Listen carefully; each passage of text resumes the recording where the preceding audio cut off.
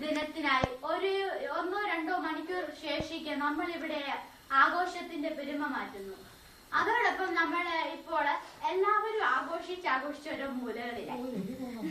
നമ്മൾ മാത്രം ഇങ്ങനെ ചിന്തിച്ച് ഡാൻസും കളിച്ച് പാട്ടും കളിച്ച് എന്തിനൊക്കെയാണ്. ഇപ്പൊ യേശുക്രിസ്തു ജനിച്ച് ഡിസംബർ 25 ജനിച്ചില്ലായിരുന്നെങ്കിൽ ന്യൂ ഇയറും ഇല്ല, ഒന്നുമില്ലായിരുന്നു. നമ്മ ഒരു ദിവസം ഒരു ഭയങ്കര ധനവാന ഒരു മനുഷ്യനുണ്ടായിരുന്നു. ഒരു കഥ ചുരുക്കത്തിലെന്ന് പറയാണ്, ഒരു ധനവാനായ ഒരു മനുഷ്യനുണ്ടായിരുന്നു. അയാൾ എന്നും ദൈവത്തിനോട് പ്രാർത്ഥിക്കുമായിരുന്നു, ദൈവമേ നീ ഒരു ദിവസം എന്റെ വീട്ടിൽ വിരുന്നിനൊന്ന് വരുമോന്ന്. അങ്ങനെ ദൈവം ഒരു ദിവസം ഒരു പ്രത്യക്ഷനായി പറഞ്ഞു, ഞാൻ ഒരു ദിവസം നിന്റെ വീട്ടിൽ വരാം. പിറ്റേ ദിവസം ദൈവം അരുളിപ്പാടുണ്ടായി, ഇന്നാണ് ഞാൻ നിന്റെ വീട്ടിലേക്ക് വരികയില്ല. അപ്പോൾ ആദ്യം ഒരു ഭിക്ഷക്കാരി വന്നു. അവളുടെ കയ്യിൽ ഒരു കുഞ്ഞുണ്ടായിരുന്നു. യേശുക്രിസ്തു വരുന്നതിന് യേശുക്രിസ്തുവിന് ധാരാളം പലഹാരങ്ങള്, കറികള്, ചോറ് എല്ലാം ഒരുക്കി വെച്ചിരുന്നു അവര്. പക്ഷെ ആ അമ്മയും കുഞ്ഞും വന്നപ്പോൾ ഒരു തുള്ളി ചോറ് എന്തെങ്കിലും തരാൻ പറഞ്ഞു. ഇച്ചിരിയെങ്കിലും ചോറോ കഞ്ഞോ എന്തെങ്കിലും കൊടുക്കാൻ പറഞ്ഞിട്ട് ആ ധനവാനായ മനുഷ്യൻ കൊടുത്തില്ലായിരുന്നു.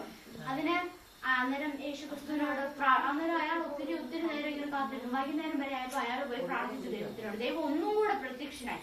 എന്നിട്ട് അവനോട് പറഞ്ഞു, എടോ ഞാൻ നിന്റെ വീട്ടിൽ നിന്ന് വന്നു, നീ എന്നെ കണ്ടില്ല. അപ്പൊ ധനവാൻ ചോദിച്ചു, എങ്ങനെ ആരുടെ കൂടെ വന്നു ദൈവമേന്ന്? പറഞ്ഞു, ആ പാവപ്പെട്ട അമ്മയുടെ മടിയിൽ കിടന്ന കുഞ്ഞുകുട്ടി ഞാനായിരുന്നു. ഇതുപോലെ ഞാൻ എല്ലാ വർഷവും നിങ്ങൾ എന്നെ പുൽക്കൂട്ടിൽ ജനിപ്പിക്കുകയും ചെയ്യുന്നു. പക്ഷെ ഞാൻ ഒരു പ്രാവശ്യമേ ജനിച്ചിട്ടുള്ളൂ. അതോ എന്നെ ജനിപ്പിക്കുന്നതിന് കൂടെ തന്നെ നിങ്ങൾ നിങ്ങളുടെ മനസ്സിലാണ് എനിക്ക് വേണ്ടിയുള്ള പുൽക്കൂട് ഒരുക്കേണ്ടതെന്നും പറഞ്ഞു. അന്നേരം ദൈവം പ്രത്യക്ഷനായി. അന്ന് തന്നെ ആ ധനവാന് മനസ്സിലായി, ദൈവം പ്രവർത്തിക്കുന്നത് പാവപ്പെട്ടവരുടെ മനസ്സിലാണ്, അല്ലാതെ അഹങ്കാരമുള്ളവരുടെ മനസ്സിലല്ല. അതിനാൽ നമ്മൾ വിചാരിക്കണം, ഈ ന്യൂ ഇയറിൽ നമ്മൾ പൈസയൊക്കെ പൊടിക്കും, അത് ആവശ്യമാണ്. പക്ഷെ ഒത്തിരി ഓവർ ആവാനും പാടില്ല. നമ്മൾ വീടൊക്കെ അലങ്കരിക്കും, അതും ഒത്തിരി ഓവർ ആവാൻ പാടില്ല. ഒരു പുൽക്കൂട, ക്രിസ്മസ് ട്രീ, അല്ലെങ്കിൽ എന്താ ഒരു സ്റ്റാർ ഇടാൻ പാടുള്ളൂ. അങ്ങനെ സ്റ്റാറൊക്കെ ഇട്ട് വെച്ചു. അന്നേരം എന്ത് നല്ല ഒരു എന്നാലും നമ്മുടെ മനസ്സിലാണ് ദൈവം പിറക്കേണ്ടത്. ഞാനിപ്പോ ക്രിസ്മസിനെ കുറിച്ചാണ് പറയുന്നത്. എന്നാലും പുതുവത്സരത്തിന് ഇനി ഏതാനും മണിക്കൂറുകളാണ് ശേഷിക്കുന്നത് പുതുവത്സരത്തിലേക്ക് നമുക്ക് കടക്കാന്. എന്നാലും നമുക്ക് ഒരു തയ്യാറെടുപ്പ്, നമ്മൾ ഇത്രയൊക്കെ ഉള്ളൂ. നാളെ വന്നു കഴിഞ്ഞാൽ നമുക്ക് ഒന്നുമില്ല, എല്ലാവരും ഓരോ മൂലകളിൽ പോകും. പിന്നെ ഈ ഒരു ആഘോഷം മാത്രമേ ഉള്ളൂ. യഥാർത്ഥത്തിൽ പുതുവത്സരം വരേണ്ടതും യേശുക്രിസ്തു ജനിക്കേണ്ടത് നമ്മുടെ മനസ്സിലാണ്. അതുകൊണ്ട് നമ്മൾ നല്ലവണ്ണം ജീവിക്കണമെന്നല്ല പറയുന്നത്, നമ്മുടെ പ്രാർത്ഥനയിൽ ഭക്തിയും കരുണയും ഉള്ളവരായിരിക്കണം. പലരും ഉണ്ട് അങ്ങനെ ഇല്ലാത്തവര്, അവര് വേണേ ജീവിക്കും, അവര് വേണേ പൈസ ഉണ്ടാക്കും എന്നൊക്കെ പറഞ്ഞാൽ അവര് ജീവിക്കുന്നത്. പാവപ്പെട്ടവർക്ക് വേണേ പൈസയൊക്കെ കിട്ടുമെന്ന് പറഞ്ഞാൽ അവര് ജീവിക്കുന്നത്.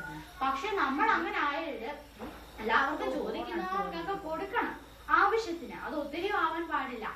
അധികമായാൽ അമൃതും വിഷം എന്നാ പറയുന്നത്. അതുപോലെ തന്നെയാണ് അതിലിട്ട് സ്നേഹിച്ചാല് നമ്മൾ പറയാറുണ്ട്, മൂർഖൻ പാമ്പിന് പാല് കൊടുത്ത കഴിക്കാതെ തിരിച്ചു കുത്തുന്നത്. അതുപോലൊക്കെ സംഭവിക്കാനിടയുണ്ട്. അതുകൊണ്ട് ഇപ്പൊ അങ്ങനെ ഒരു ലോകമേ ഇല്ല. അപ്പൊ എല്ലാവർക്കും പുതുവത്സര ദിനം ഞാൻ ആഘോഷിക്കുന്നു. ഏതായാലും മണിക്കൂർ